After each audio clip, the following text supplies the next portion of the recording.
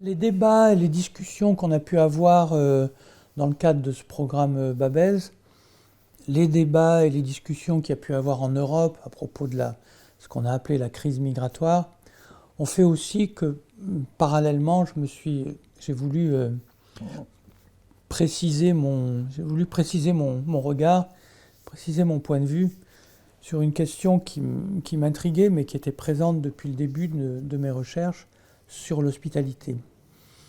Alors, le terme a été utilisé souvent en Europe, là, au moment de cette crise, en disant que nous avions perdu l'hospitalité, il n'y avait plus d'hospitalité. C'était négativement que le terme était utilisé.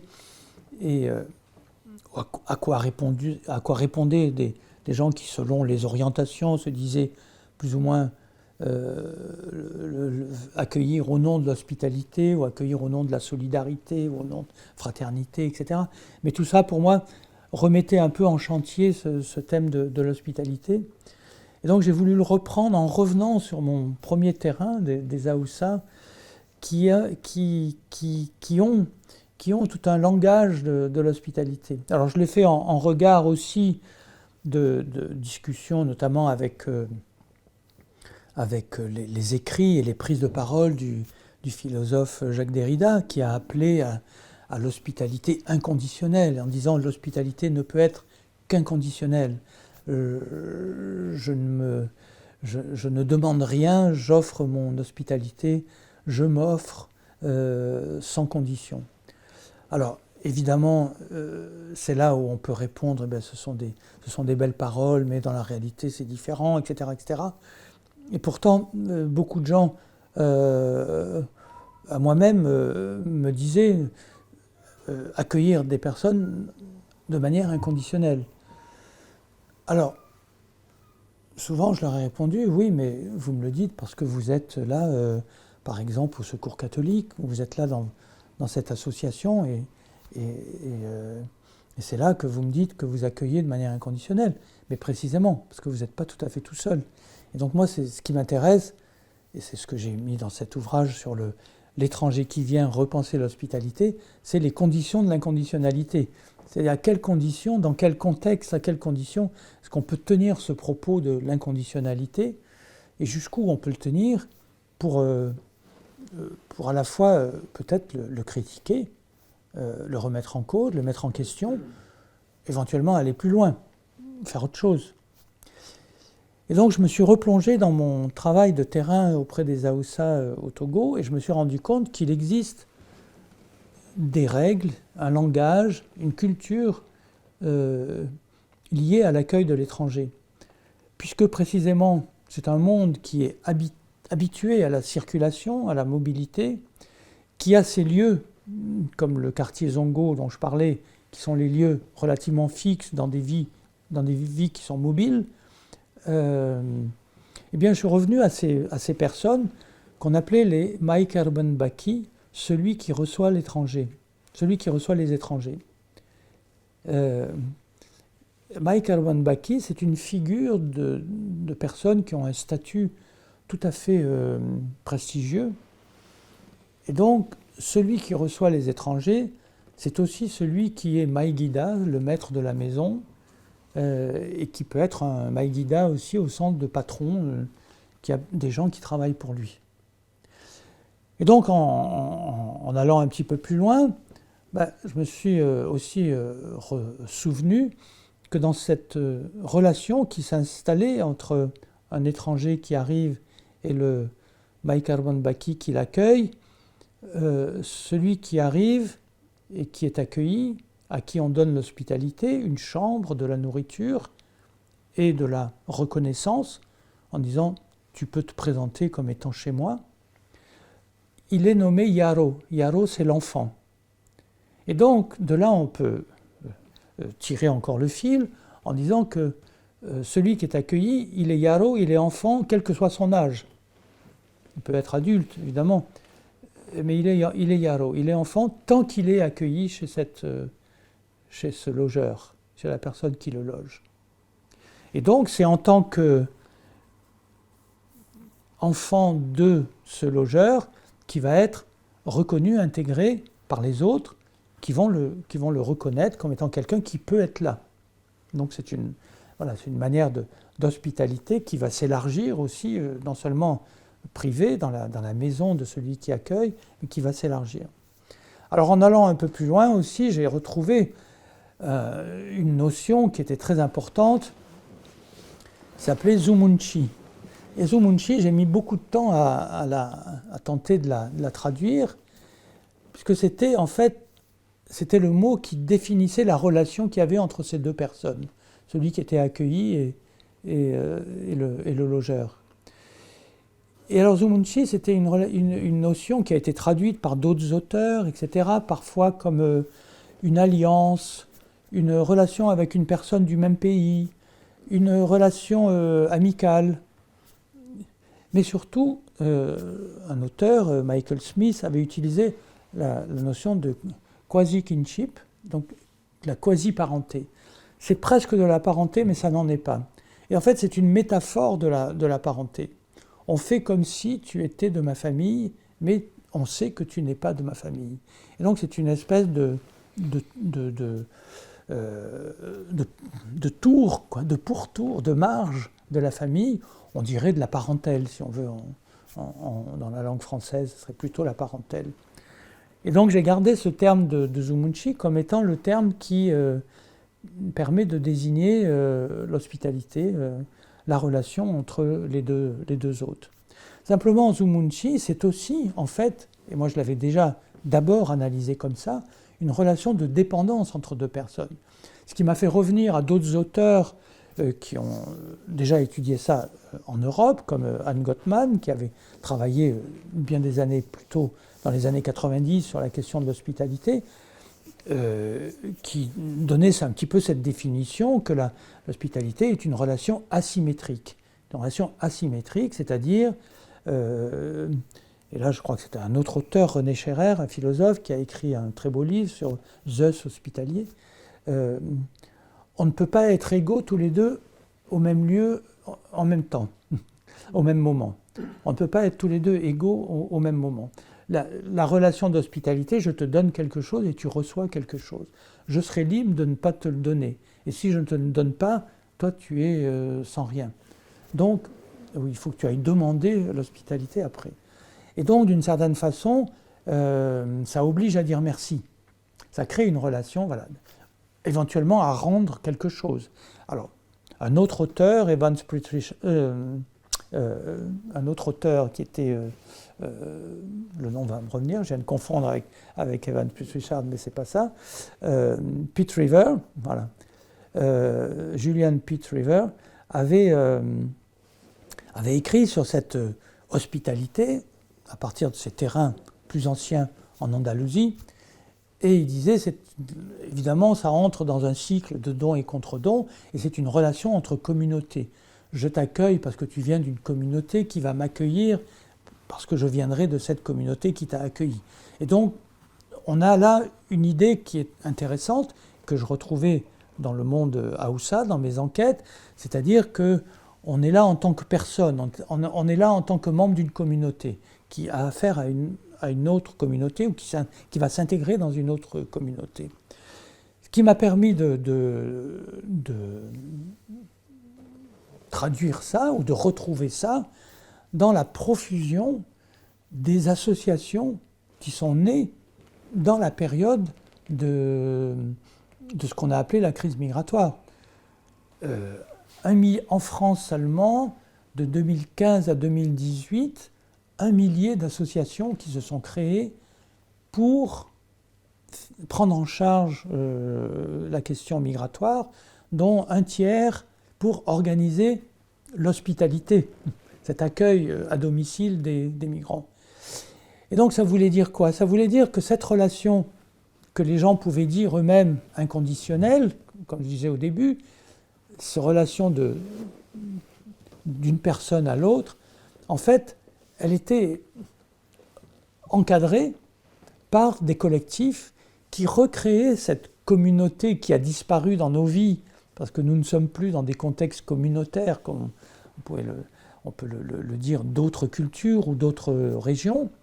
On recrée de la communauté en créant cette association qui va être celle qui va dire aux logeurs d'aujourd'hui à Paris ou ailleurs en France, tu peux y aller, cette personne est une personne de confiance, je te la garantis.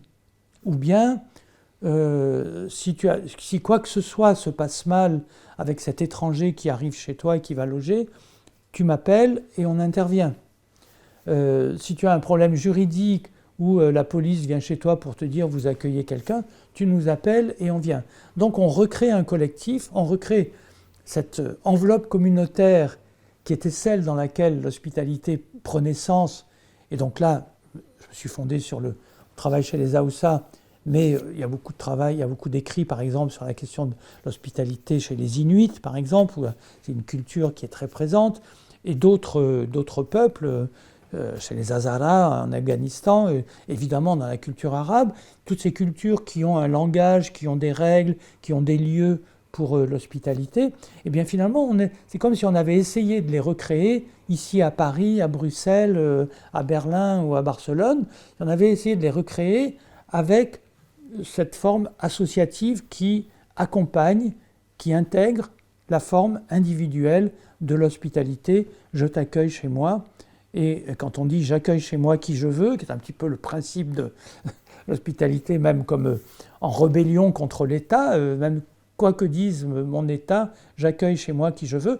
Oui, mais je le fais avec ce cadre communautaire, ce cadre d'un collectif qui est là et qui me dit oui, tu peux dire effectivement ton inconditionnalité, nous t'en garantissons les conditions, nous t'en garantissons les conditions. Voilà cette idée de la condition, des conditions de l'inconditionnalité. Alors ensuite, ce qu'on dit en général, et c'est important pour aussi prendre cette question-là avec beaucoup de mesure et de prudence, c'est que pour donner l'hospitalité, il faut créer, il faut avoir du temps à consacrer à la personne, il faut avoir de l'espace, il faut avoir des moyens pour nourrir une personne en plus. Donc là encore, ce temps, cet espace, ces moyens, ces ressources, soit on les a et dans ce cas on se retrouve effectivement avec le fait qu'il y a une forte différence de statut entre celui qui accueille et celui qui est accueilli, soit on retrouve le besoin de ce collectif et donc de cet encadrement communautaire qui va donner du temps, notamment avec des gens qui vont se consacrer à tout ce qui est nécessaire pour accueillir, et éventuellement des moyens qui vont aider, qui vont peut-être aider pour accueillir. Donc ça, c'est un petit peu le niveau premier de l'hospitalité. Il y a d'autres niveaux, et moi, je me suis intéressé dans cet ouvrage, L'étranger qui vient, repenser l'hospitalité.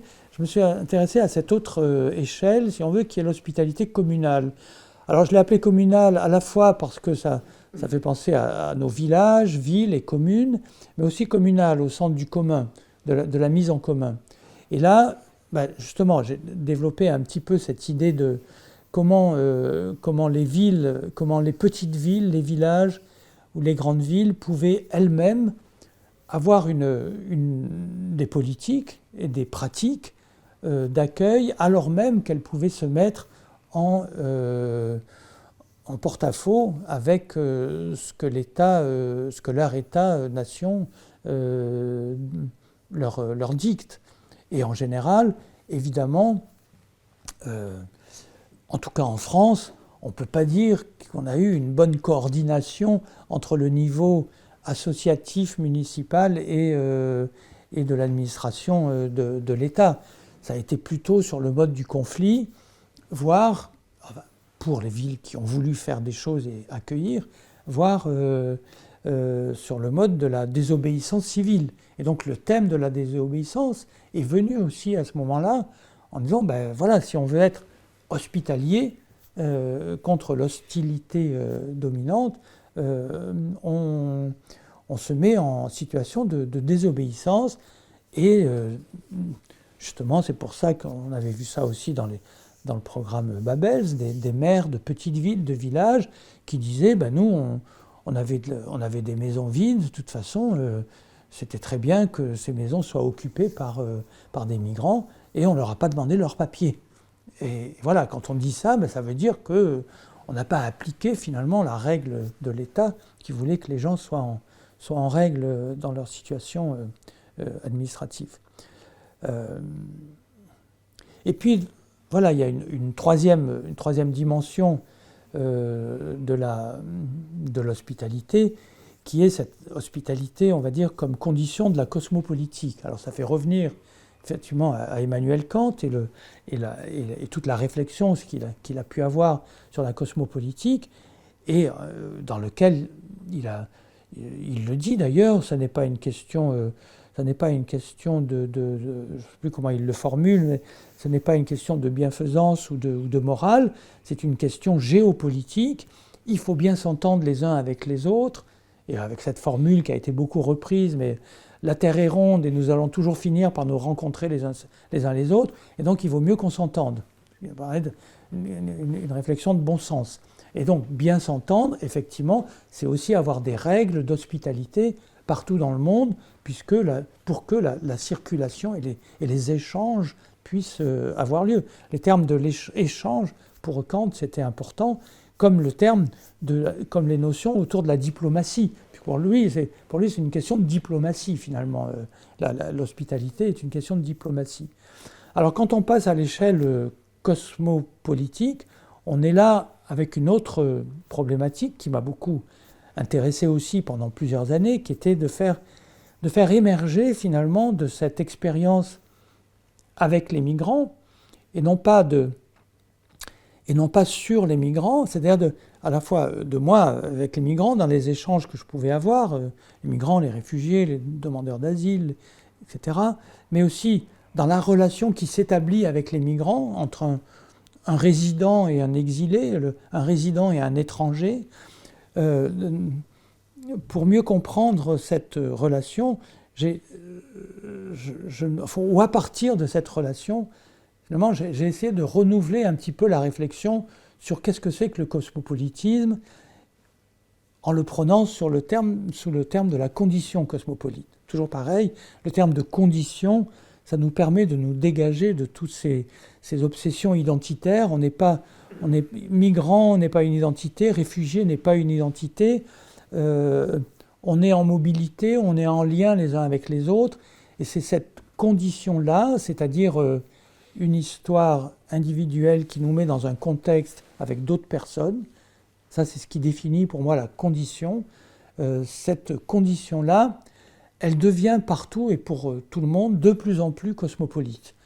C'est-à-dire que de plus en plus souvent, nous avons affaire à des situations de frontières. J'entends situations de frontières, des situations, des espaces, des moments dans lesquels on rencontre de plus en plus souvent des gens qu'on ne connaissait pas, des informations évidemment qu'on ne connaissait pas, qui viennent d'ailleurs, des langues qu'on ne connaissait pas. On est en apprentissage permanent d'une certaine façon de ce qui se passe dans le monde, des autres et du monde. Et donc pour moi c'est cette expérience-là qui fait la condition cosmopolite. Et donc, étudier les migrants, étudier les exilés, les réfugiés, etc., c'est me mettre d'une manière en permanence dans cette condition cosmopolite, c'est-à-dire d'apprentissage des autres et du monde.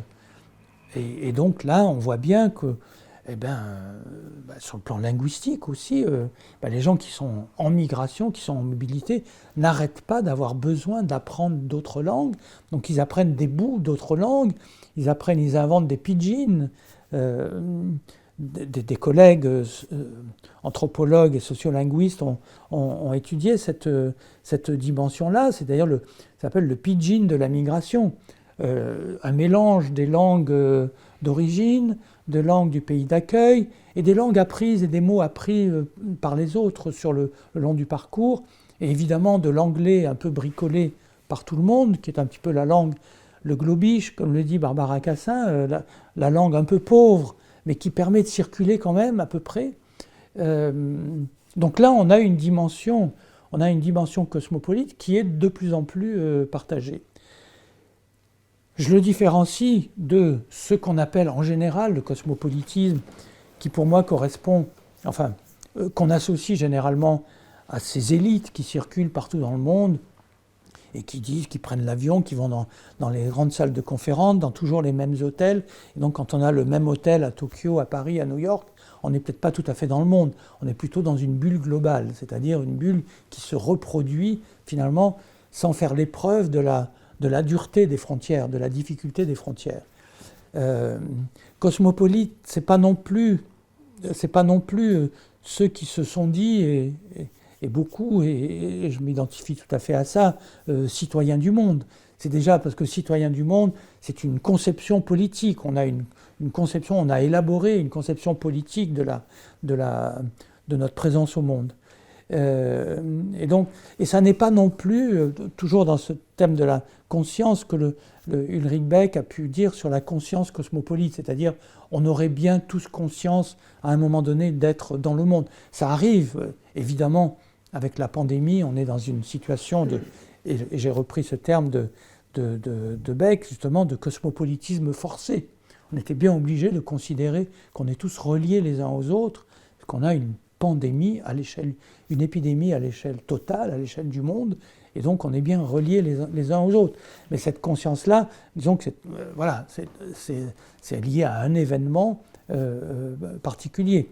Et donc pour moi, cette expérience, le cosmopolitisme est plus ce que j'ai appelé, d'autres ont aussi utilisé ce terme, le cosmopolitisme ordinaire, le banal cosmopolitisme, là, qui est la façon ordinaire, quotidienne dans la vie, d'avoir affaire toujours à autre chose que de la pure localité qui serait strictement locale.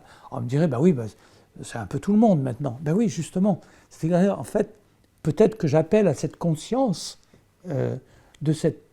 que nous partageons tous de plus en plus cette condition cosmopolite, et que les migrants ou la condition migrante en est un des aspects. Elle nous révèle cette condition-là qui nous est de plus en plus commune. Alors, une fois qu'on a ça, si je reviens à ce que je disais tout à l'heure à propos de l'hospitalité, si on veut faire avancer cette idée d'hospitalité autrement que comme une valeur bien gentille mais irréaliste, etc., et au contraire défendre que ça correspond à la réalité du monde, eh bien, c'est là où il faut de la cosmopolitique. C'est-à-dire il faut qu'il y ait une politique à l'échelle du monde pour qu'on puisse dire, oui, partout à l'échelle du monde, il faut qu'on s'entende pour que nulle part quelqu'un soit traité en ennemi. Et donc il faut qu'on s'entende avec cette diplomatie que Kant mettait en exergue, mais aussi avec cette question du droit. Et j'ai beaucoup échangé, j'ai beaucoup travaillé et discuté avec Mireille Delmas-Marty, par exemple, qui s'intéresse à la façon dont on peut fabriquer un droit mondial, ou une mondialisation du droit, comme elle le dit, qui permettrait d'avoir à cette échelle-là ce principe d'hospitalité qui serait efficace. Parce que la question, c'est quelle efficacité pour un principe d'hospitalité qui fonctionnerait d'une manière à peu près égale partout. Donc voilà, finalement, cette question très intime de l'hospitalité, elle nous amène vers les plus grandes sphères de la cosmopolitique, de la politique à l'échelle du monde.